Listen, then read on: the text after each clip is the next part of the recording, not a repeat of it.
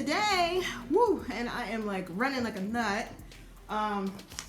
Before we get into it, I just want to say welcome to my channel if you're brand new to it. I am the Conrcrete Catwalk, or the Conrcrete Catwalk on YouTube, and Conrcrete Catwalk on IG.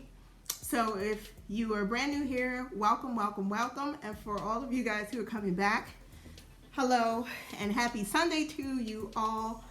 And just kind of a little bit before I get into it, I just want to say thank you to all of the businesses that I've had the pleasure of working alongside with. And there is one business in particular that I am going to be giving a shout out, but I need to reach out to this person first before I do it. But next week we will be giving that particular business a shout out because I think that it is definitely deserving of that particular business. But so today, what are we going to talk about? Well, let me tell you what we're going to talk about. But first, I need, this is super hot.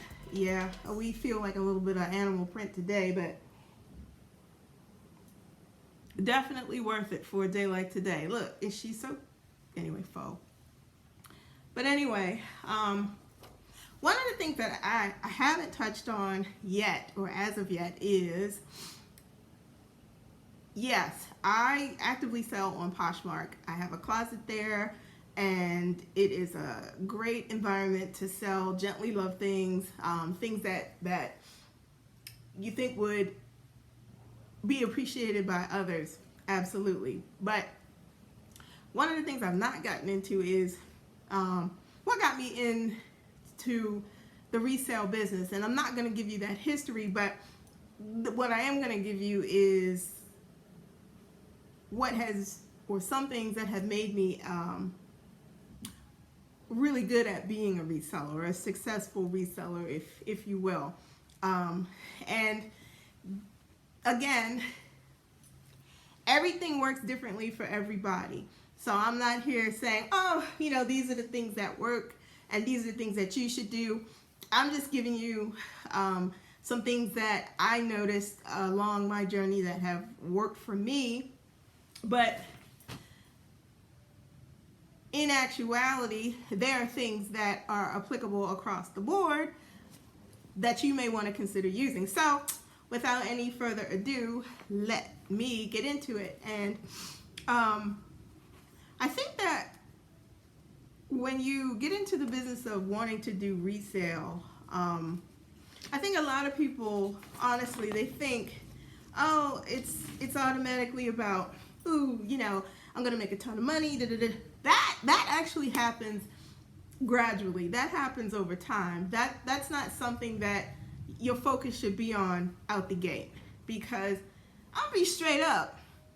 Resale it's a lot of work. It's a lot of effort and a lot of energy that goes into not just sourcing and not running around from Goodwill to Value Village to the bins, the outlets. It's not even that. It's your time and energy and effort and gas, and you're literally 24/7 with it. Because let's face it, when you have an online business, it does not sleep. And when people have questions, you got to be mindful about all of those things, all the interactions from start to finish. So one of the things that I always focus on is the first thing, which is you got to be professional. You've got to be professional. So, if you're up and someone tags you and says, hey, I think I'm interested in a pair of jeans you have, or I'm interested in a bracelet you have, or a ring that you have, and they want measurements, you have two choices. You can either say, let me just wait and give me a little bit of time later on to answer the question. Or if you see it and you are in a position where you can respond to it, it might be 1 in the morning, and that may be your thing, and you might be up, and that's what happens. Be professional about it. I have had times where I've asked people questions and I got the most snarkiest response that you could imagine coming back. And all I did was ask a simple question. What does this, what does this consist of? What's this? So I'm going to say this. Be professional. Respond the way you would want somebody who was responding back to you about a question about something the same way. Be courteous. Be professional. From day one, I looked at this as not only is it just a business, but it's an extension of who I am as a person. And you can't turn that off. What your business is a reflection of who you are, and how you act is a reflection of what people assume your business is like. So I keep that very near and dear, and always maintain a level of professionalism when I am dealing with customers, because at the end, they're the ones that have the ultimate power. And you come at them the wrong way, they're going to come at your business the wrong way, and you may not like it. So, I think that along those lines, when you're in this, and professionalism and all that stuff goes along with it, one of the things you have to do when you've got listings and you're putting stuff up, and we all make that mistake. You find that one sweater, you list that sweater, put it on the mannequin, turn her around, take it off, get it ready to whatever it's going to do. And you realize when you have sold it, that joker has a hole in it. Or even before you get to the point of listing it, you look at it and realize it has a hole in it. And I'm speaking to this because I've had this happen both ways. Oh my God, you realize in that listing, you better explain it. You better tell them, hey, look, there's a little bit of hole right here. And if you want to tack it up, it's as is condition. That's how I list it. Or after the fact, it wasn't a sweater. It was a shirt that I had sold. And it had a little teeny, how the threads start to wear away and you get this little superficial hole. So I kindly emailed the purchaser and I said, look, this is your call. I listed this. I did not realize that this was a situation at the bottom of the shirt. Do you still want the shirt? If not, I'll refund you your money. And if you do, then thank you so much. And I will send it over to you, with a reduced price. Those are your choices. So please, if you are gonna get into this business, please be honest about what you're selling. And some people are in the business of selling bootlegs. I'm not knocking it. If that's your hustle and that's what you do, go ahead. I'm right there. I'm right there for you. Fine. But please just let people know, price based upon accordingly. This is not an authentic item, blah, blah, blah, blah. Whatever you have to say, but let's tell people the truth. Because people can respect that more than if they get it and they're all excited and they open the box and it's a whole bunch of shenanigans with it. Just saying. So, one of the things that I think that I realized, especially, early on, before this became this whole, big thing, of really, looking specifically for things for resale, not just things necessarily out of my personal closet, although sometimes some of those things do end up for sale out of my personal closet. It's very rare because me personally, I would prefer personal things that I have that I donate. I think that if they're in very nice condition, I would rather just donate them to people who may not be in the same situation as I to do the things that I've been able to do. And this is not a me pat on the back. No, it's just being upfront about it. Other people should be able to enjoy the things, period.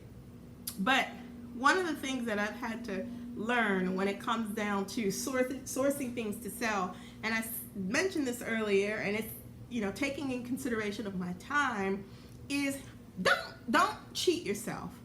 When you invest the time, the energy, the effort to find, source, take home, maybe some things you have to just clean up because they may be a little dirty. It doesn't mean anything's wrong with it. It just has a little bit of things that need to be cleaned up. Great. Don't cheat yourself on the time and energy and effort and the cost of shipping to send this item to its brand new home. I hate to pay for shipping as much as the next person. I hate it. So I tend to realize and project that out on my customers, and I absorb those costs. I'm not going to hyperinflate the cost of an item. Some people do, and again, that's your judge. If you choose to do that and that's what works, fine. But I try to stay within a realistic boundary that I know that I would pay for something to come to my house. So I absorb those costs so that very limited portions of that is included, wrapped in the price, because the price of the item is the price of the item. And I try to soften the blow by making the shipping free.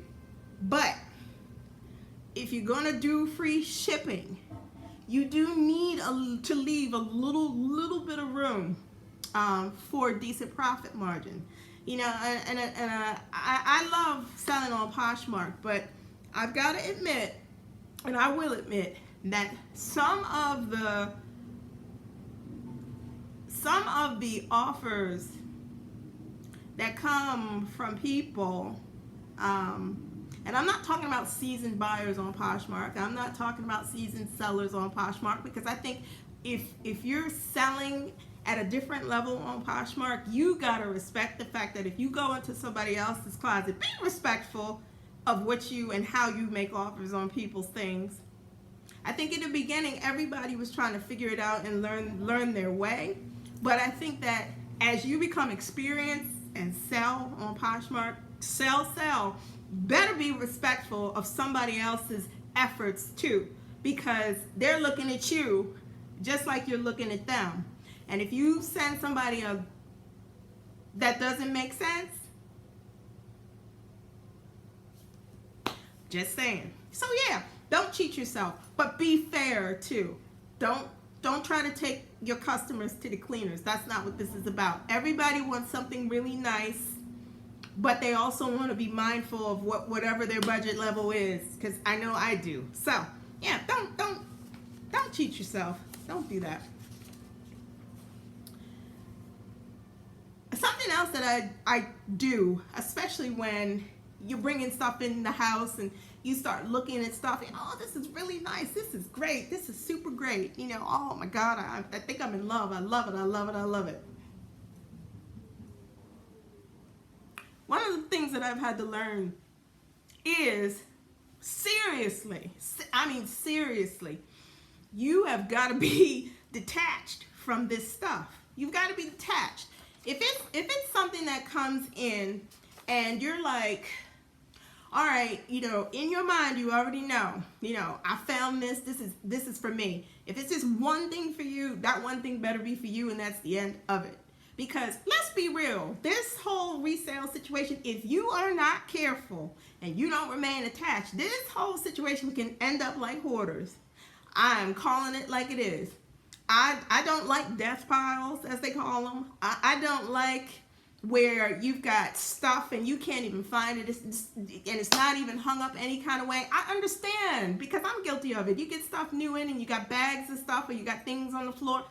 I'm right there, but I'm constantly trying to make sure that I get that stuff in and I get it listed. As soon as I get it, I'm listing it. If it sits a week, that's too long for me. If it sits 2 weeks, I'm scared, because then I know I can't do anything else. I'm not going to go and look and source for things. So I try to stay detached and realize that as it comes in, things have to be going out. As it comes in, things have to be going out, because if not, guess what? I'm fooling myself. Plain and simple. I'm fooling myself, and I'm wasting my time, and I'm wasting my money.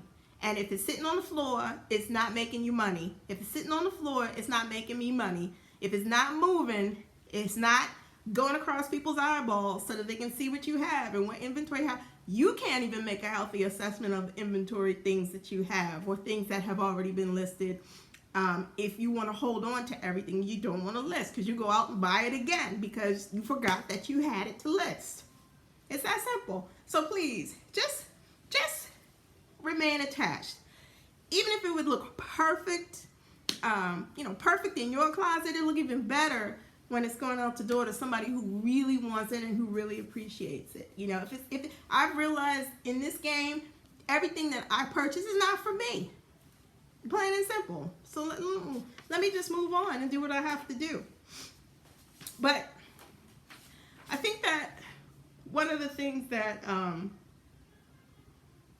I know it's like, it's one of the biggest things that I see with resale businesses is that, you know, above all, you've got to pay attention to all of the things that will impact your business. And when I say that, I'm talking about in a space of being mindful, whether it's taxes, whether it's people who have questions. Oh, do I need to pay sales tax? Do I need to do this? Because having a resale business, it is legitimately that. It is a business. And I will say, in the very beginning, one of the things that I really am happy about in terms of making a decision with this is going the route of getting a EIN number, a tax ID number for my business, because the rules of engagement of online business has changed so much, and you know, government is very much aware that it's a booming business, and I get it. You know, Uncle Sam wants the cut of the pie. I totally get it, but I don't want to walk askew of that line. So I would say to anybody who's going to get into this whole realm of resale is protect yourself. Get a tax ID number. That space that you carve out downstairs in your home or out in your beautiful garage or upstairs in one of your spare bedrooms where you decide this is going to be the place where you point, click, shoot list, that's a tax deduction. It's a space where legit you are maybe 8 to 12 hours in a day or 40 plus hours in a given week doing a part or full-time business. Anything you do, from staples to tape to tissue paper, keep track of that stuff because it's all applied to your business. And if you're going to get into resale and you want to do this as a full-on business, then you need to be mindful. You need to be organized. Be organized, because resale is a lot of fun. A lot of fun. But as you start getting into it and you see you're starting to build, you know, customers, people who are serious and repeat buyers, then it becomes that realm of a business, and you want to conduct it as such. So, with all of that, enough said. Those are my tips, advice, whatever you want to call it, shared information about resale and what it is when you go down that road of being successful as a reseller and having a healthy, productive resale business. So, on that note, like, comment, subscribe. Let me know what you think. What do you do? What are your tips? What are your advice? What is your advice as a resale owner, business owner, or in the business of resale? What do you do? What are your tips? But thank you guys for signing in. I love you all, and I will see you next Sunday.